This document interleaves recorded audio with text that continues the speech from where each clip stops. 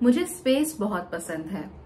अनंत आकाश, इतना बड़ा ब्रह्मांड, कई सारे सूर्य, कई सारे तारे, कई सारे चंद्रमा, बेहद खूबसूरत प्लैनेट्स और जीवन की खोज, ये सारी ही चीजें मुझे बचपन से बहुत अच्छी लगती थी।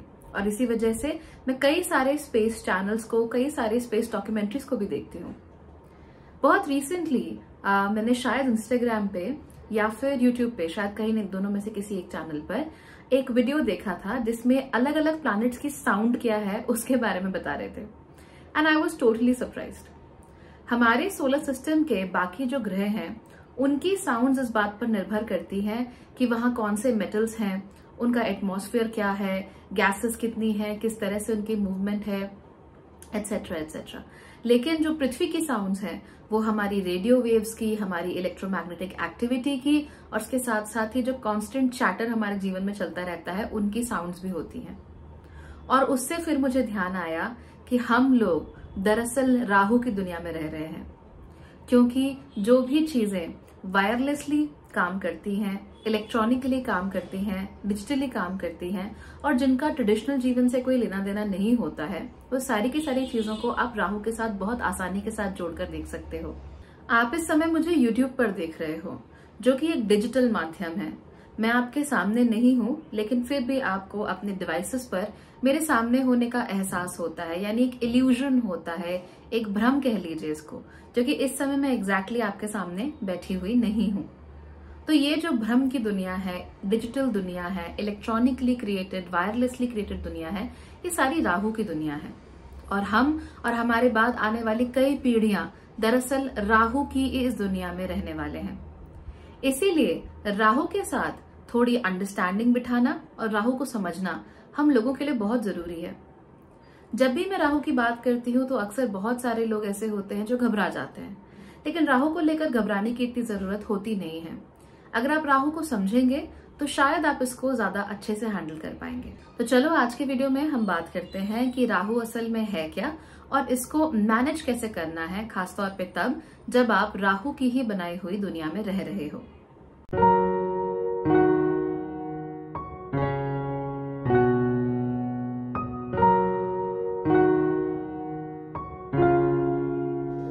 नमस्ते, भाग्यश्री होलिस्टिक एस्ट्रोलॉजी में आप लोगों का एक बार फिर से स्वागत है।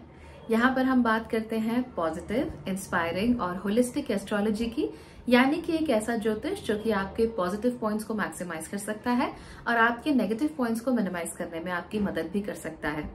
यही वजह है कि इस चैनल पर आपको ऐसे वीडियोस भी देखने को मिलते हैं जो सामान्य रूप से ज्योतिष में डिस्कस नहीं किए जाते। फॉर इंस्टेंस कि जब वीनस लियो में आ जाते हैं तो उस समय पर थोड़ी बहुत मिसोजिनी क्यों बढ़ जाती है। इसके साथ साथ ही हम ये बात करते हैं कि सुबह उठने से क्या क्या फायदे होते हैं। इसके साथ साथ ही हम बात करते हैं कि जीवन में ऐसे कौन से चेंजेस लाने चाहिए, कर्मों पर ऐसा कौन सा काम करना चाहिए कि हमारा जीवन आगे बढ़े और हमें सफलता प्राप्त हो। इनफैक्ट बहुत रिसेंटली मैंने एक वीडियो ये भी बनाया था कि सफलता का मतलब क्या होता है, और अगर जीवन में देर से आपको सफलता मिल रही है तो उसके लिए परेशान क्यों नहीं होना चाहिए। And everything was discussed from an astrological perspective. तो यही सारी चीजें अगर आपको अच्छी लगती हैं तो आप इस चैनल को सब्सक्राइब कर सकते हो और जिन लोगों को ये चीजें सुनने की जरूरत है उनके साथ शेयर भी कर सकते हो। पर्सनल कंसल्टेशन लेना चाहते हो तो आप मेरी वेबसाइट bhagyashree.org पर जा सकते हो, और इसके अलावा मेरे फेसबुक पेज से, मेरे इंस्टाग्राम पेज से भी जुड़ सकते हो। इसके साथ साथ ही I have a wonderful newsletter coming up as well. 27 जुलाई से हर महीने ये न्यूज़लेटर आप लोगों के ईमेल इनबॉक्स में पहुंच जाएगा।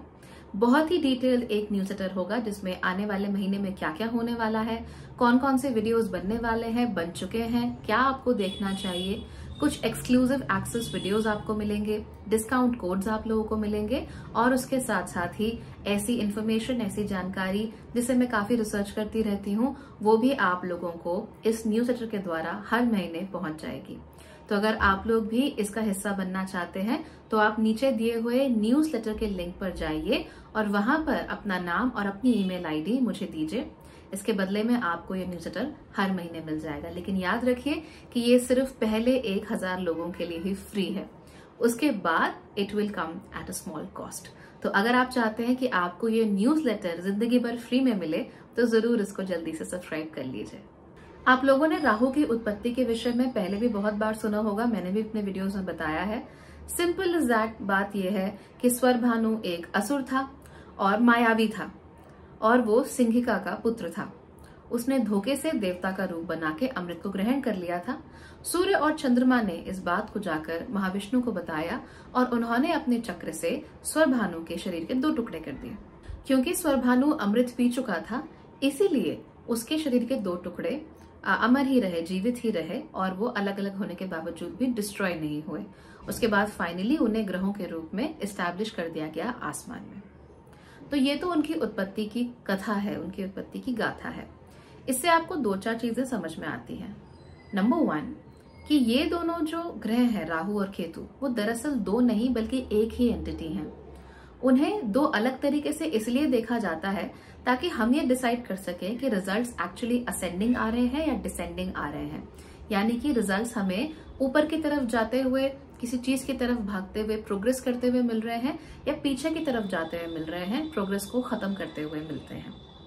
तो इसीलिए हम इन्हें जनरली अलग अलग देखते हैं। लेकिन अगर आप किसी भी कुंडली में देखेंगे, D1 चार्ट में, D9 चार्ट में अगर आप देखोगे तो आप हमेशा राहु केतु को एक दूसरे से 180 डिग्री के डिफरेंस पर पाओगे। यानी अगर राहु पहले घर में है तो केतु हमेशा 7वें घर में होगा। तो जाहिर सी बात है, अगर इस व्यक्ति का सिर नॉर्थ की तरफ होगा तो उसका जो पैर है वो साउथ की तरफ होगा। एग्जैक्टली ऐसा ही कुछ हमें राहु और केतु के साथ भी देखने को मिलता है। तो वो सिंगल एंटिटी है और वो सिंगल एंटिटी को हम 2 भागों में डिवाइड करके देखते हैं for the purpose of running this world. दूसरी बात हमें ये समझ आती है कि सूर्य और चंद्रमा के साथ राहु और केतु का बहुत ही गहरा संबंध है। अब मिथोलॉजिकली तो ये संबंध साफ साफ समझ में आता है, क्योंकि सूर्य और चंद्रमा ने जाकर महाविष्णु से ये बात बता दी थी कि इसने अपना वेश बदलकर अमृत पी लिया है। लेकिन अगर हम इसे एग्जैक्टली आसमान में देखें तो हमें पता लगेगा कि राहु और केतु जो है वो दरअसल 2 मैथमेटिकल पॉइंट्स हैं। ज्योतिष में भी राहु और केतु को प्रॉपर ग्रह नहीं माना गया है, इन्हें छाया ग्रह कहते हैं। छाया का मतलब something that does not exist for real, यानी ऐसी चीज जो कि असलियत में नहीं है। आप उसे वर्चुअल कह सकते हो, आप उस चीज को अनरियल कह सकते हो, या फिर आप उसे किसी और चीज का प्रतिबिंब कह सकते हो, ऐसा प्रतिबिंब जो कि डार्क है। तो अगर आप शीशे में खुद को देखते हो, आईने में देखते हो, तो आपको अपना प्रतिबिंब नजर आता है। That is not a 100% true reflection of your self, लेकिन फिर भी काफी हद तक वो सही होती है। लेकिन आपकी जो छाया है, आपकी जो परछाई है, वो एक सिलुएट होता है कि आप कैसे हो। ठीक है, आपका शरीर कैसा है, लंबाई क्या है, और वो सिलुएट भी सूर्य के साथ साथ घटता बढ़ता रहता है। फॉर इंस्टेंस, अगर आप दोपहर में अपना सिलुएट देखोगे तो वो आपको अलग लगेगा। शाम को अगर अपनी परछाई देखोगे तो वो लंबी नजर आती है, क्योंकि सूर्य उस समय डूब रहा होता है। यानी कि ये जो छाया है, यानी जो परछाई है, इसमें जो डिफरेंसेस क्रिएट हो रहे हैं वो प्रकाश की वजह से बदल रहे हैं। और प्रकाश के लिए हमारे पास 2 ग्रह हैं प्रोमिनेंटली। सबसे पहले है सूर्य और उसके बाद है चंद्रमा। राहु और केतु की कहानी में सूर्य और चंद्रमा भी एक रोल प्ले करते हैं, वो आप लोग जानते ही हैं। तो अगर हम इनको प्रैक्टिकली आकाश में देखें तो दरअसल राहु और केतु हमें किसी ग्रह की तरह नहीं नजर आते। तो ऐसा नहीं है कि नेपट्यून, यूरेनस या प्लूटो में से किसी एक ग्रह को हम राहु और केतु बोल देंगे। इस बात पे बहुत क्लैरिटी है कि राहु और केतु छाया ग्रह हैं, यानी कि इनका अपना कोई मास नहीं होता। They do not represent matter, instead ये परछाइयों की तरह काम करते हैं। परछाइयां किनकी? 2 लुमिनरीज की, सूर्य और चंद्रमा। अब ये परछाइयां कैसे कैलकुलेट होती हैं वो भी बहुत सिंपल है। तो ज्योतिष के अनुसार सूर्य और चंद्रमा कभी भी वक्री नहीं होते हैं, यानी दे आर नेवर रेट्रोग्रेडेड। तो नेचुरल सी बात है कि इनकी जो परछाइयां होंगी वो उनसे उल्टी चलेंगी, इसीलिए इनकी परछाइयां हमेशा रेट्रोग्रेड होती हैं। आप कोई भी चार्ट उठाकर देखिए, अगर आपने अभी अभी ज्योतिष सीखना शुरू किया है तो आपको सूर्य और चंद्रमा के आगे कभी भी रेट्रोग्रेड लिखा हुआ नजर नहीं आएगा। लेकिन राहु और केतु के सामने हमेशा आपको रेट्रोग्रेड R लिखा हुआ नजर आ जाएगा, या RX लिखा नजर आएगा, या स्टार बना हुआ नजर आएगा, या एक ब्रैकेट सा बना हुआ नजर आएगा, कुछ भी विच रिप्रेजेंट्स कि ये रेट्रोग्रेडेड है। तो ये हमेशा रेट्रोग्रेड होते हैं और सूर्य और चंद्रमा हमेशा सीधा चलते हैं, मार्गी होते हैं। राहु और केतु का कैलकुलेशन होता कैसे है? दरअसल राहु और केतु 2 मैथमेटिकल पॉइंट हैं, यानी 2 गणितीय बिंदु हैं।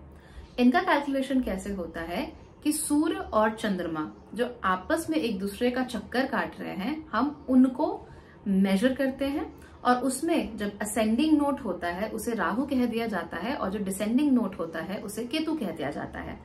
वेस्टर्न एस्ट्रोलॉजी में वो उसे कैसे रिप्रेजेंट करते हैं, नॉर्थ नोड यानी ऊपर जाती हुई नोड जो कि राहु है, और साउथ नोड यानी नीचे जाती हुई नोड जिसको केतु कहते हैं। अब आप कहेंगे कि चंद्रमा तो सूर्य के चक्कर नहीं काटता।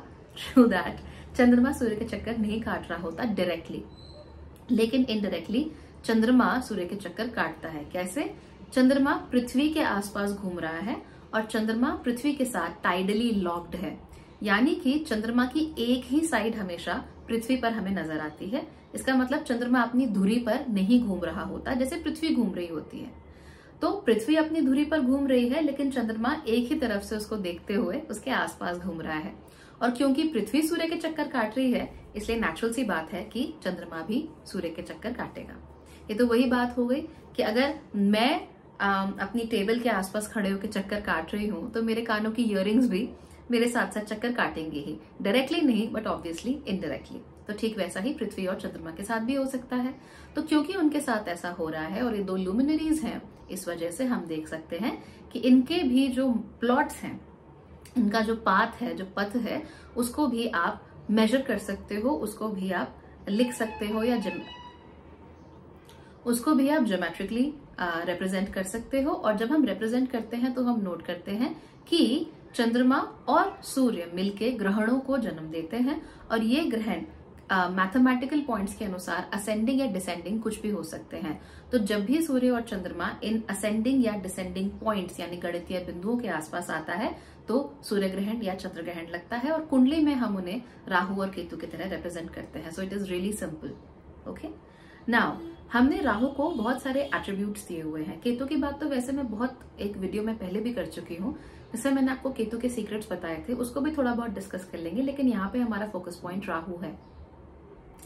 तो राहु की खास बात क्या होती है? सबसे पहले ये एक पौराणिक ग्रह है, यानी बहुत पुराना है, इसकी एज बहुत ज्यादा है और इसके साथ साथ ही ये बहुत पावरफुल ग्रह भी है। पावरफुल होने की वजह क्या है?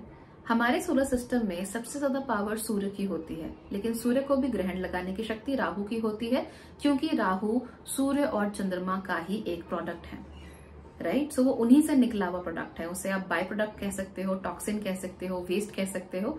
इसीलिए उसको ग्रहण लगाने की क्षमता राहु और केतु में होती है। राहु यहाँ पर खासतौर पे ज्यादा इंपॉर्टेंट हो जाता है क्योंकि राहु सर के हिस्से को रिप्रेजेंट करता है। सर सोच सकता है, सर देख सकता है, सर खा सकता है, टेस्ट कर सकता है, सुन सकता है, टच भी एक्चुअली कर ही सकता है। तो ये जो सारे के सारे सेंसेस होते हैं ये हमारे हेड एरिया में होते हैं, यानी कि टचिंग, सीइंग, हियरिंग, ये सारी की सारी चीजें आप यहाँ से देख सकते हो। इसीलिए जो केतु होता है वो डिटैच्ड होता है, क्योंकि उसे कुछ नजर ही नहीं आता, क्योंकि वो कुछ सुन ही नहीं सकता, क्योंकि वो कुछ बोल ही नहीं सकता। टच जरूर कर सकता है लेकिन टच कहाँ कर रहा है उसको ये नहीं पता।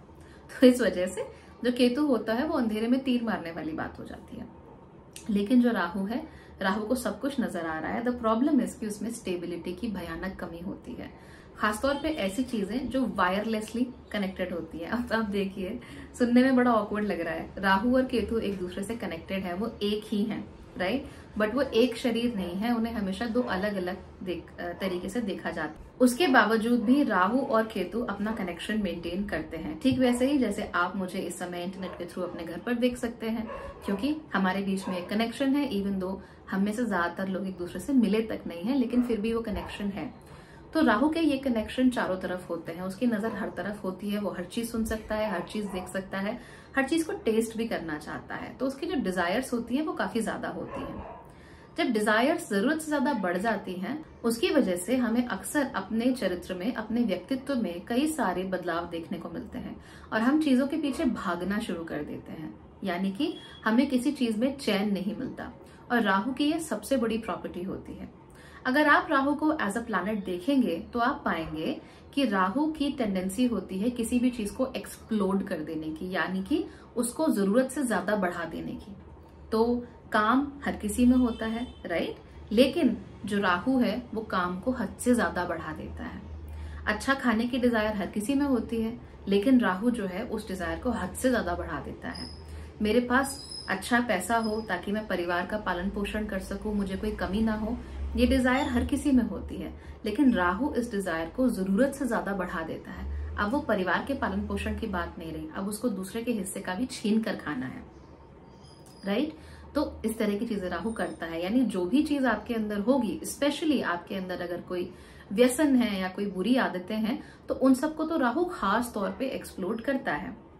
आपने नोट किया होगा कि बहुत सारे लोग इंटरनेट पर फेमस हो जाते हैं अचानक से। राहु अचानक से बहुत सारी चीजें कर देता है, तो और इंटरनेट तो उसका खुद का मीडियम है, तो बहुत सारे लोग एकदम से फेमस हो जाते हैं, फिर उनके दिमाग में बात चढ़ जाती है और फिर उनके चरित्र में जो इश्यूज होते हैं वो एकदम से उभर कर बाहर आने लगते हैं। और बात यहाँ सिर्फ इंटरनेट फेमस होने की ही नहीं है, किसी भी तरह से कोई भी व्यक्ति जब फेमस हो जाता है, अचानक से पैसे आ जाते हैं, अचानक से वो व्यक्ति के पास फेम आ जाता है, और राहु पैसा फेम सब कुछ दे सकता है, ट्रस्ट में, लेकिन अचानक से मिलता है और नॉन ट्रेडिशनल माध्यम से मिलता है, क्योंकि राहु आउटकास्ट कहा जाता है और भ्रमों के साथ, इल्यूजन्स के साथ इसका खासा नाता है।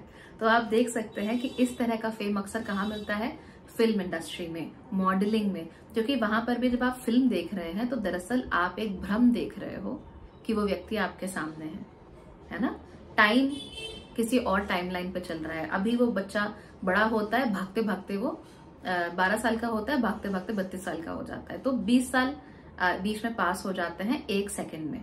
तो असली जिंदगी में तो अगर आप उसके 32 साल का होने का वेट करोगे तो बहुत लंबा समय बीत जाएगा, लेकिन वो भ्रम जो है वो स्पेस टाइम को आपके लिए मोल्ड कर रहा है, एंड इसकी वजह से आप उसे एंजॉय कर रहे हो। तो इन्हीं भ्रमों के साथ जो लोग काम कर रहे हैं, उनको जब एकदम से फेम मिलता है तो वो राहु वाला फेम ही होता है, and that is the explosive fame that we are talking about. पिछले वीडियो में मैंने कहा था ना कि भाई सफलता भी अलग अलग तरह की होती है। सफलता मतलब कोई चीज आपके लिए फ्रूटफुल है। सफलता का मतलब ये थोड़ा ना है कि आप रातों रात स्टार बन जाओ और हर कोई आपके पोस्टर अपने घर पे लगा के उसकी आरती करना शुरू कर दे, लेकिन इस तरह की चीजें राहु एस्क मीडियम्स जो है वहां पे ज्यादा हो सकती हैं। और इसके बाद इन लोगों के अंदर में अगर कोई गलत विचार हैं या गलत हैबिट्स हैं, जो कि देखिए हर किसी के अंदर होती है, इतना मॉरली बहुत बढ़िया अपने आप को दिखाने की किसी को जरूरत नहीं होती। हर किसी के अंदर कोई ना कोई प्रॉब्लम है, हर किसी के अंदर कोई ना कोई इश्यूज होते ही हैं, हर कुंडली में कोई ना कोई इश्यूज जरूर होते हैं। So please stop being so moralistic and stop believing that you और एनीबडी एल्स इज परफेक्ट। कोई भी परफेक्ट नहीं होता। तो ऐसे में जब उनको राहु के माध्यम से सफलता मिलती है तो उनके अंदर के जो सबसे इश्यूज होते हैं, मान ली ईगो उनके अंदर पहले से होगा। राहु की सफलता के बाद ईगो अचानक से नहीं आ जाता, ईगो पहले से होता है। राहु के बाद वो बाहर निकलना शुरू कर दे, क्योंकि उसे ऐसा करने के मौके मिलते रहते हैं, है ना। और जैसे किसी का इशू होता है कि वो बहुत व्यसनी होता है, काम वासना बहुत ज्यादा होती है उस व्यक्ति के अंदर, तो ये जो इश्यूज होते हैं वो पावर, फेम, पैसा मिलने के बाद फिर उभरने लगते हैं, क्योंकि उसे मौका मिल जाता है इन सब चीजों को बिना किसी कॉन्सिक्वेंसेस के, बिना किसी कमिटमेंट के अपने लिए इस्तेमाल करने का। राहु की सबसे खास बात ये होती है कि ये एक्सप्लोजिव नेचर का होता है, इसीलिए इसका ध्यान चारों तरफ होता है, एक चीज पे इसका फोकस नहीं हो पाता। तो अगर आप देखेंगे किसी का वीनस और राहु का कंजंक्शन है, हर किसी के साथ नहीं होता वैसे, बट फिर भी जनरली वीनस राहु कंजंक्शन होता है जिन लोगों का, वो खूबसूरत होते हैं, undoubtedly they can be very beautiful, लेकिन उसके साथ साथ ही उनको रिलेशनशिप्स में हमेशा प्रॉब्लम होती है, बिकॉज संतुष्टि नहीं मिलती कहीं। वैसे ही अगर किसी का राहु 10वें घर में है तो बहुत कुछ करेंगे लेकिन संतुष्टि उन्हें कहीं से नहीं मिलती। सो उन्हें ऐसे काम करने पड़ेंगे जहां पे उन्हें बार बार नए नए लोगों से मिलना पड़े, बार बार नई नई सिचुएशंस में अपने आप को डालना पड़े, वरना परेशान हो जाएंगे। अगर राहु पहले घर में है, द सेम थिंग हैपेंस। आपको अपने आप को नए लुक्स, नए हेयर स्टाइल्स, नए ट्रेंड्स एटसेट्रा एटसेट्रा, नए थॉट प्रोसेसेस, इनके साथ जोड़कर रखना पड़ता है। तो आपकी कुंडली में राहु कहीं पर भी हो, वो आपको ये बताएगा कि आप लोग एग्जैक्टली अपने जीवन में डाइवर्सिटी कहाँ ला सकते हो। ओके, हमने जब केतु की बात की थी, केतु के सीक्रेट की बात की थी, तो हमने क्या बताया था कि ये वो जगह है जहां पर आपके पास टैलेंट जरूर है लेकिन आप उसे यूटिलाइज नहीं कर रहे हो। तो केतु वो चीजों को दिखाता है, लेकिन राहु क्या दिखाता है कि भैया यहाँ पे आपको जितनी हो सके उतनी डाइवर्सिटी चाहिए। You constantly need diversity here, है ना। जितना चेंज होता रहेगा उतना ही आप लोगों के लिए अच्छा रहेगा, उतना ही आप लोगों को थोड़ी शांति मिलेगी। अब इसका मतलब ये मत समझ लीजिए कि अगर 7वें भाव में राहु है इसका मतलब आपको अपनी गर्लफ्रेंड्स, बॉयफ्रेंड या पति पत्नी बार बार चेंज करने हैं, ऐसे नहीं होता। दरअसल हमें ये देखना है कि 7वें भाव में अगर किसी का राहु है तो वो व्यक्ति ज्यादा से ज्यादा लोगों से मिले, ज्यादा से ज्यादा लोगों के कांटेक्ट में रहे और अपना एक क्लोज निट सोशल सर्कल बना के रखे कि भाई सड़क पर जब भी निकले तो लोग राम राम करने वाले हों। अब फॉर इंस्टेंस मेरा सबसे बड़ा दुश्मन मेरे पड़ोसियों का ये जिमी, इसके साथ प्रॉब्लम क्या है कि he just keeps barking, okay, he does not stop. जितना मैंने इसे ऑब्जर्व किया है, इसकी एक आदत है कि ये ऑब्लिवियन में देख के, स्पेस में देख के बस भौंकता रहता है। इसे कोई मतलब नहीं है कि कौन आ रहा है, कौन जा रहा है, कुछ हो रहा है या नहीं हो रहा, उसे उन बातों से कोई मतलब नहीं है, कोई अर्थ नहीं है उन बातों का, उसको भौंकना है। तो इसी तरीके से राहु का भी कुछ नेचर होता है। See he is just barking constantly, गली में कुछ नहीं हो रहा है, नथिंग इज हैपनिंग बाहर, बट फिर भी ही हैज टू बार्क। तो राहु भी ऐसा ही होता है। उस राहु को क्या करना है कि उसे भी करते जाना है, बस चेंज करते जाना है। अब 7वें घर में है तो क्या करेगा, कैसे मैं अपने रिलेशनशिप चेंज करूं, बार बार बार बार, ओके यहाँ मुझे शांति नहीं है, कुछ और ट्राई करता हूँ, कुछ और ट्राई करता हूँ, कुछ और ट्राई करता हूँ। तो इसकी वजह से आपको रिलेशनशिप में सेटिस्फैक्शन नहीं मिल पाता। लेकिन अगर आप ये समझे कि हाँ भाई 7वें घर में राहु है और 7वें घर में राहु के होने की वजह से आप लोगों को अपने जीवन में थोड़ी डाइवर्सिटी चाहिए, आपको और लोग चाहिए, आप किसी एक व्यक्ति को ही सारी जिंदगी 24 घंटे नहीं दे सकते। सो आप क्या करोगे, आप ऐसी जॉब्स में जाओगे जहां पे आप ज्यादा लोगों से मिल सकते हो, आप पड़ोसियों के साथ राम राम रखोगे, आप ऑफिस में लोगों के साथ अच्छे रिलेशनशिप रखोगे। तो इससे क्या होगा, राहु को जो नेसेसरी डाइवर्सिटी चाहिए वो उसे मिल जाएगी और उसके साथ साथ ही आपका जो कमिटमेंट वाला रिलेशनशिप है अपने बॉयफ्रेंड गर्लफ्रेंड के साथ या अपने पति पत्नी के साथ, वो भी बना रहेगा। ऑफ कोर्स रिलेशनशिप्स का मतलब ये नहीं होता that you have to get emotionally और रोमांटिकली इन्वॉल्व विद समबडी, पर जनरली लोगों के साथ एक कॉन्वर्सेशन आपका फ्लो होता रहेगा तो आपके लिए ठीक रहेगा। वैसे ही 10वें घर का राहु मान लीजिए, 10वें घर में अगर राहु चला जाता है तो उसको पब्लिकली लोगों के साथ इंटरैक्ट करना बहुत अच्छा लगता है। तो जहां 7वें घर में तो हम बात कर रहे थे कि भाई पड़ोसियों की राम राम, ऑफिस वालों के साथ राम राम, इसका दुख इसका सुख एक्सेट्रा एक्सेट्रा, 10वें घर में ये चीज थोड़ी और एक्सप्लोड हो जाती है। तो उसमें क्या होता है कि व्यक्ति को ज्यादा से ज्यादा लोगों के साथ टच में आना होता है, ज्यादा से ज्यादा लोगों के साथ कनेक्ट होना होता है। 11वें भाव में भी लगभग ऐसा ही होता है कि जरूरी नहीं कि आप लोगों से फिजिकली कनेक्ट हो रहे हो, आप उनके साथ वर्चुअली कनेक्ट कर सकते हो, आप अपने नेटवर्क्स के थ्रू लोगों से कनेक्ट कर सकते हो कि मेरे दोस्त के दोस्त का दोस्त, इस तरीके से यहाँ पे आप ऐसे कनेक्शन कर सकते हो।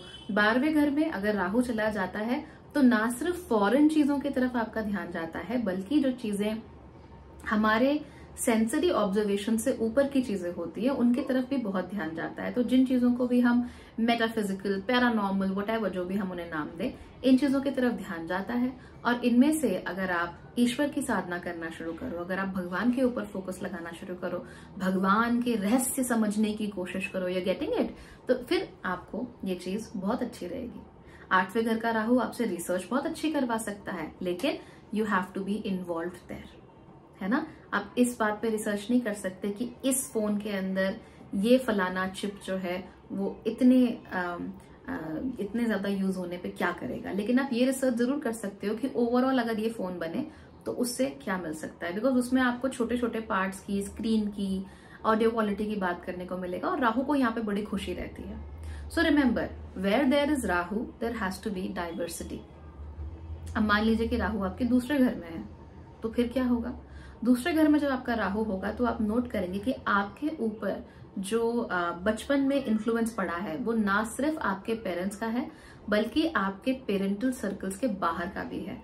आपके ताऊ ताई, चाचा चाची, दादा दादी, नाना नानी, कजिन्स, दोस्त यार, या कभी कभी तो ऐसे लोग जिन्हें आपने टीवी पर देखा होता है, या फिर किसी भी और तरीके से, मान लीजिए आपने कोई किताब पढ़ी हुई है, उसका इन्फ्लुएंस आपके ऊपर बहुत ज्यादा होता है। आई नो अ पर्सन जिसने बचपन में अपने ज्योग्राफी की किताब में किलिमंजारो माउंटेन को देखा, ओके, किलिमंजारो माउंटेन को देखा और बस मन वहीं अटक गया। तो बचपन में ज्योग्राफी में वर्ल्ड ज्योग्राफी पढ़ाते हैं ना, तो बस किलिमंजारो देखा और मन वहीं अटक गया, और जब तक वहां जाके सामने से वो माउंटेन नहीं देखा तब तक चैन नहीं पड़ा। तो ऐसे फॉरेन इन्फ्लुएंसेस पड़ते हैं, है ना। तो उन्हें माउंट एवरेस्ट से, K2 से कोई लेना देना नहीं है, बस समथिंग फॉरेन, उसको देखा और बस मन वहां अटक गया और उसका गहरा असर जीवन पे पड़ा। तो इस तरह की चीजें हमें देखने को मिलती हैं, है ना। इसके साथ साथ तीसरे भाव में अगर आपका राहु है, you need a lot of friends, आपको कजिन्स चाहिए, अपने कजिन्स, अपने दोस्तों के कजिन्स, उनके साथ भी आपका बहुत अच्छा है। चौथा घर में अगर आपका राहु हो जाता है तो क्या करता है फिर वो, कि आप लोग इस बात पे फोकस करने लगते हो कि भाई घर में बार बार चेंजेस कैसे हो, मैं गाड़ी कैसे बदलूं, मैं अपने घर में और क्या इंप्रूवमेंट कराऊं, मैं गाड़ी में मॉडिफिकेशंस क्या करा लूं। तो मैं सिर्फ 5 लोगों को जानती हूँ जिन्होंने गाड़ी में मॉडिफिकेशंस कराई थी। एंड आई वाज एक्सपेक्टिंग कि चौथे या 5वें भाव में पक्का इनका राहु होगा, तो चौथे घर में मोस्टली इनका राहु निकला। सो इस तरीके से काम होता है।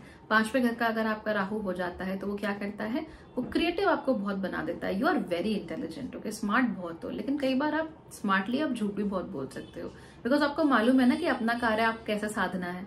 So of course you can do that, however it is very very creative as well. छठे घर का राहु कभी टिक कर काम नहीं करने देता। आप कोई चीज शुरू करने से पहले ही उसे खत्म कैसे करना है उसके बारे में सोचने लगते हो, और ये छठे घर के राहु के साथ बहुत ज्यादा होता है। चाहे उसके साथ कोई भी ग्रह बैठा हो, चाहे उसके साथ कोई भी राशि हो वहां पे, लेकिन छठे घर का राहु शुरू बाद में करेगा, उसे खत्म कैसे करना है वो पहले ही सोच लेता है कि अच्छा ठीक है, this is how it is going to end, है ना। और इसलिए वो कई बार कमिटमेंट फोबिक होता है, ढंग से कमिट नहीं कर पाता चीजों को। 7वें 8वें घर का मैंने आपको बता दिया। 9वें घर का जो राहु होता है उसे बहुत जानना है, बहुत ज्ञान प्राप्त करना है, लेकिन उसका ज्ञान जो है किसी एक डायरेक्शन में नहीं होता। तो आज आपको यूट्यूब पे दिख गया कि महाभारत काल में क्या हुआ, तो आपने एक हफ्ता ऑब्सेसिवली वो देखा। उसके बाद फिर आपको एक रिकमेंडेशन आया कि भाई भारत में कितनी नदियां हैं, आपने वो देखा, आप ऑब्सेस हो गए, आपने सारे नदियों के नाम रट लिए, but it's not going in direction, right. उसका कोई डायरेक्शन नहीं है, और आपको जो गुरु मिलते हैं वो भी ऐसे ही डायरेक्शन लेस होते हैं। So that becomes problematic. 10वां 11वां और 12वें घर का मैं आपको बता ही चुकी हूँ, तो ब्रीफ में मैंने आपको बताया है। एक बात का बहुत ज्यादा ध्यान रखिएगा, राहु बहुत पुराना है, राहु बहुत पावरफुल है, ओके। जब से सूर्य और चंद्रमा है तब से राहु और केतु दोनों हैं, तो आप उन्हें इग्नोर नहीं कर सकते। और पावर इनके अंदर बहुत ज्यादा होती है, क्योंकि यही दोनों सूर्य और चंद्रमा को ग्रहण लगा देते हैं, ओके। तो पावर भी है और पुराने भी हैं, तो बहुत आप इन्हें पौराणिक शक्तियां आप इन्हें कह सकते हो, वेरी वेरी ओल्ड, और इनको ढंग से समझना शायद किसी के लिए भी पॉसिबल नहीं है। तीसरी चीज, राहु स्पेशली बहुत इंटेलेक्चुअल होता है। Rahu has a very quick intelligence also, तो बहुत शार्प माइंडेड होता है राहु, बहुत तेजी से वो अपनी चीजों को मोल्ड कर सकता है। तो मायावी तो है ही ना राहु, और उसका सर जहां पे उसकी सारी इंटेलिजेंस बेस्ड है वो तो राहु ही है। केतु में इतनी इंटेलिजेंस आप कह नहीं सकते, that is potential, but I won't say intelligence. तो इंटेलिजेंस राहु है, पोटेंशियल केतु है। तो ऐसे में क्या होता है, जैसे एकदम से सिचुएशन बदली, तो सिचुएशन के हिसाब से वो खुद कैसे बदल जाए वो देखना पड़ता है। तो कैमिलियन लाइक क्वालिटीज होती हैं।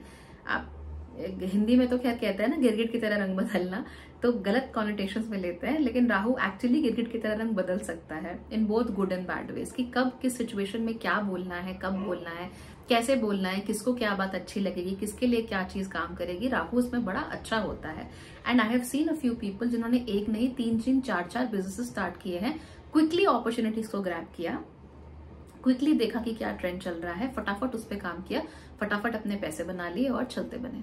तो इस तरह की चीजें आपको देखने को मिलेगी। अब क्योंकि हम छलावों की बात कर रहे थे, इल्यूजन्स की बात कर रहे थे, फिल्मों की बात कर रहे थे, तो फिल्मों में भी आप यही देखेंगे कि एक तरह की फिल्म चल पड़ती है और 2-4 फिल्म के मेकर्स के दिमाग में आता है कि चलो हम भी ऐसा ही कुछ बनाते हैं, तो वो वैसा ही चीज बनाना शुरू कर देंगे, और उससे फिर ट्रेंड्स बनते हैं। कुछ समय बाद फिर बोर हो जाता है, वो बोर हो जाता है, जनता बोर हो जाती है, फिर कुछ नया ट्रेंड आना शुरू हो जाता है। सो स्टेबिलिटी की यहाँ पर कमी है, और आप देखेंगे कि people are very quick to think. तो एक ही तरह के गाने चलते हैं, मतलब पिछले 4-5 साल से जो म्यूजिक है मुझे तो समझ में नहीं आता क्या चल रहा है, बट उसी तरह का music bar bar bar bar bar bar continuously, how do people even listen, है ना, उसी तरह का। तो खैर ये चलता रहता है। तो राहु इंटेलिजेंट बहुत है, उसको मालूम है कि भाई यहाँ पे ये बोलना है। तो कई बार अगर राहु बहुत अच्छा काम कर रहा होता है तो अपने बॉस को क्या बात बोलनी है, कौन सी रिपोर्ट दिखानी है, कौन सी नहीं दिखानी है, कौन सी बात सुन के बॉस को अच्छा लगेगा, कौन सी बात सुन के बुरा लगेगा, और वो बुरे लगने वाली बात कब बोलनी है। Rahu is very intelligent that way. Finally Rahu is obsessive. Obsessive मतलब जुनूनी है राहु, एक चीज के पीछे पड़ गया तो पड़ गया, लेकिन शॉर्ट टर्म के लिए, लॉन्ग टर्म के लिए वो कभी भी चीजों के ऊपर टिकता नहीं है, क्योंकि उसकी नजर फिर बहुत जल्दी डिस्ट्रैक्ट हो जाती है। तो यूं मान लीजिए कि जैसे आपको चावल बेचने थे लत से, तो आपने चावल बेचने के बारे में फटाफट सब कुछ सीखा, आपने बहुत सारा चावल उठा लिया, खूब सारा चावल बेच दिया, खूब सारे पैसे कमा दिया, लेकिन अब आपका मूड नहीं है और चावल बेचने का, अगले 5 साल तक आप चावल ही बेचते रहोगे क्या? इस तरह की बातें आपके मन में आती हैं। So then you want to move on to something bigger, you want to move on to something better. तो ये जुनूनी लेकिन शॉर्ट टर्म के लिए जो जुनूनी होता है वो आपको राहु में देखने को मिलेगा। अब मैं आपको एक चीज दिखाती हूँ, may be you will understand what Rahu is. You see this, ये बहुत फेमस पेंटिंग है, starry night. I love it for various reasons, but इस पेंटिंग के बनने के पीछे और इस पेंटिंग के जो कलर्स हैं उसमें आपको राहु साफ तौर पे नजर आता है। It is extremely Rahu ask. ये जो ब्लू इस तरह का कलर है ना, डीजल जैसा जो ब्लू होता है, इलेक्ट्रिक ब्लू, जो आपको बहुत सारी सोशल मीडिया साइट्स के जो ऐप आइकन्स हैं उसमें देखने को मिल जाता है, it is incredibly Rahu ask. तो चलिए जहां से शुरुआत की थी वहीं पर वापस आ जाते हैं। हम ये जानते हैं कि जिस दुनिया में हम रह रहे हैं वो राहु जैसी दुनिया है। मैं यहाँ पर बैठकर वीडियो बना रही हूँ, मैं स्टेबिलिटी लाने की कोशिश कर रही हूँ, लेकिन जिमी को भौंकना है। ये राहु की दुनिया है, उसको चैटर करना है, उसको शोर मचाना है, आप कुछ नहीं कर सकते।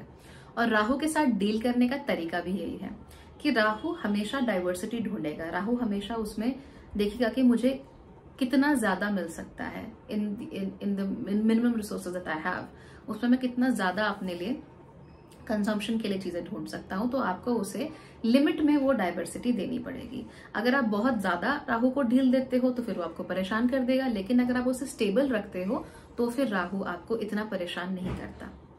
स्टेबल रखने के बहुत सारे तरीके होते हैं। सबसे पहले तो व्यक्ति को अपने आप को बहुत अच्छे से जानना चाहिए कि वो आखिर चाहता क्या है।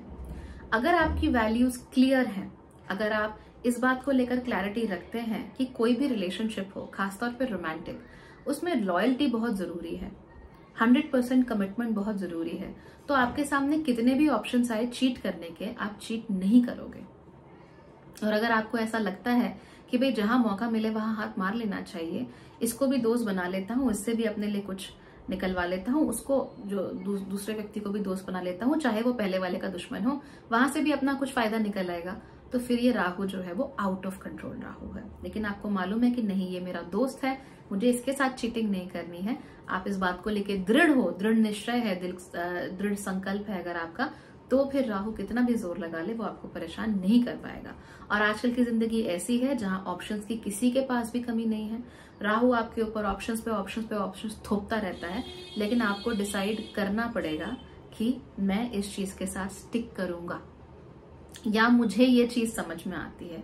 एस्ट्रोलॉजी चैनल्स की भी बात करूं तो जरूरी नहीं है कि आपको मेरी बोली हुई बातें समझ में आती हो या मेरा ही तरीका समझ में आता हो।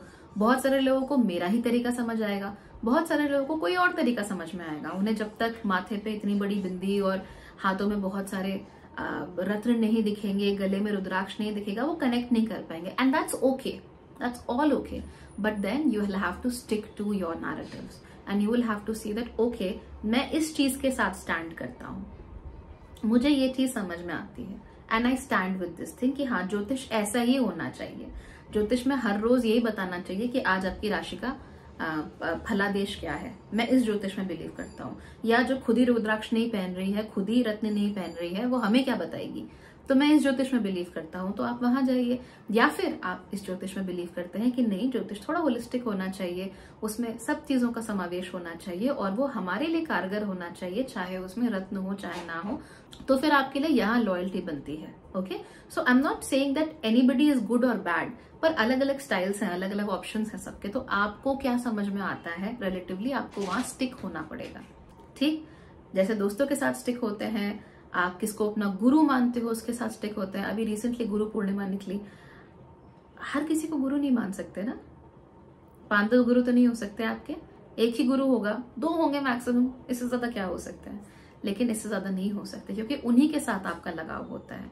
लोग कह रहे हैं कि ये मेरे गुरुजी हैं, ये मेरे गुरुजी हैं, मैं इन्हें अपना गुरु मानता हूँ, वो भी आपको अपना चेला मानते हैं क्या? वो भी शिष्य मानते हैं आपको? बिकॉज गुरु और शिष्य का जो रिलेशनशिप है वो बहुत इंटीमेट होता है, there is extreme intimacy in that relationship. तो डाइल्यूट मत कीजिए चीजों को। आप जिसको गुरु मानते हैं, जिससे सीखते हैं, उसको एक डिफरेंट स्टोरी है, वो आपके लिए आचार्य हो सकता है, टीचर हो सकता है, लेकिन गुरु सिर्फ वही हो सकता है जिसका आपके साथ भी एक आत्मीय रिलेशनशिप हो और उसके साथ साथ जो व्यक्ति केवल और केवल आपके भले के लिए आपको गाइड कर सकता हो, चाहे कभी कभी कड़वी बात ही क्यों ना बोलनी पड़े। तो ये जो ऑब्सेसिव टेंडेंसीज हैं, इन्हें कंट्रोल करने का अच्छा तरीका होता है। दूसरी चीज, जो व्यक्ति जो है उसका ध्यान भगवान में होता है या उसके अंदर भक्ति होती है, आस्था होती है अगर, तो भी राहु इतना परेशान नहीं कर पाता। तो अगर आप लोगों की भगवान के ऊपर आस्था है या किसी भी हायर पावर के ऊपर आस्था है, किसी भी धर्म जात के हो, कोई फर्क नहीं पड़ता, अगर आस्था है आपकी किसी चीज के ऊपर, तो फिर एक पॉजिटिव सेंटिमेंट आप लोगों के अंदर डेवलप होता है जो राहु की तामसिकता से सर्वथा भिन्न होता है।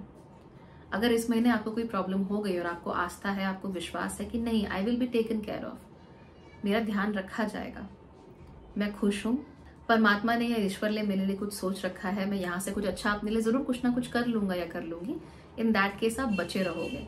लेकिन अगर आपका किसी भी चीज पे विश्वास नहीं है, आपकी किसी भी चीज पे फेथ नहीं है और आप अंदर से कमजोर हो, तो राहु इस कमजोरी का फायदा उठाता है और फिर जो पहला व्यसन या जो पहला बुरा काम आपके हाथ से हो सकता है, राहु उसे जरूर करवाएगा। सबसे पहले दृढ़ निश्चय और दृढ़ संकल्प, और दूसरी बात अपनी आस्था का होना और बहुत ही स्ट्रॉन्ग आस्था का होना, ये दोनों चीजें मिलके ही आपके राहु को काफी अच्छे से कंट्रोल कर लेती हैं। फाइनली, अगर आपकी लाइफ में कोई गुरु है जो आपको गाइड कर सकते हैं, जो आपको बता सकते हैं कि क्या करना है, या फिर आपको कभी मुसीबत आए तो उस मुसीबत में आपको सही रास्ता दिखा सकते हैं। गुरु अब चलाएंगे नहीं आपको रास्ते पे, सिर्फ रास्ता दिखाएंगे। तो अगर आपके जीवन में कोई ऐसे गुरु हैं तो वो भी बहुत सारे इश्यूज को आपकी लाइफ में सॉल्व कर देंगे। राहु के बहुत सारे एस्ट्रोलॉजिकल उपाय होते हैं। आप रत्न पहन सकते हो, आप दान पुण्य कर सकते हो, आप चाहो तो पूजा हवन जो भी कराना चाहो कर सकते हो। लेकिन ये तीनों उपाय जो मैंने आपको बताए, अगर उन तीनों में से सिर्फ 2 उपाय भी आपके लिए काम कर रहे हैं, तो भी आप राहु की किसी भी प्रॉब्लम से अपने आप को छुड़ाकर आगे बढ़ाने में सक्षम रहोगे। एंड रिमेंबर, इसमें कुछ भी पैसा नहीं खर्च होता। It is completely free, zero money, you don't have to spend anything at all. हाँ, आपको इच्छा शक्ति बहुत स्पेंड करनी पड़ेगी। तो अगर इच्छा शक्ति है तो इसका इस्तेमाल कीजिए और राहु को अपने अनुकूल बनाइए, बिकॉज यही राहु फिलहाल इस दुनिया को चला रहा है, यही राहु दुनिया को कनेक्ट कर रहा है। बहुत सारी बुरी चीजें हैं लेकिन बहुत सारी अच्छी चीजें भी हैं, तो अच्छी चीजों की तरफ अपना ध्यान लगाइए, दृढ़ निश्चय, दृढ़ संकल्प रखिए, जो चीजें आप पसंद करते हैं उनके प्रति लॉयल रहिए, और अगर कोई गुरु हो सके आपके जीवन में तो गुरु की बात जरूर सुनिए, वरना अपने आप को ईश्वर के साथ कनेक्ट करके देखिए, आपको प्रॉब्लम्स, ट्रस्ट मी, नहीं होंगे। So take care of yourself. कोई भी अगर प्रॉब्लम होती है, you want to take a consultation, you are always free to do that. Website पे जाइए and you can do it. खैर, कंसल्टेशन लेना है नहीं लेना है, दैट्स अ डिफरेंट स्टोरी। लेकिन अगर आपको आज की बात अच्छी लगी तो डोंट फॉरगेट टू सब्सक्राइब, और इसको जिन लोगों को सुनना चाहिए, जिन्हें जरूरत है, उसके साथ शेयर जरूर कीजिएगा। Alright, thank you so much for watching.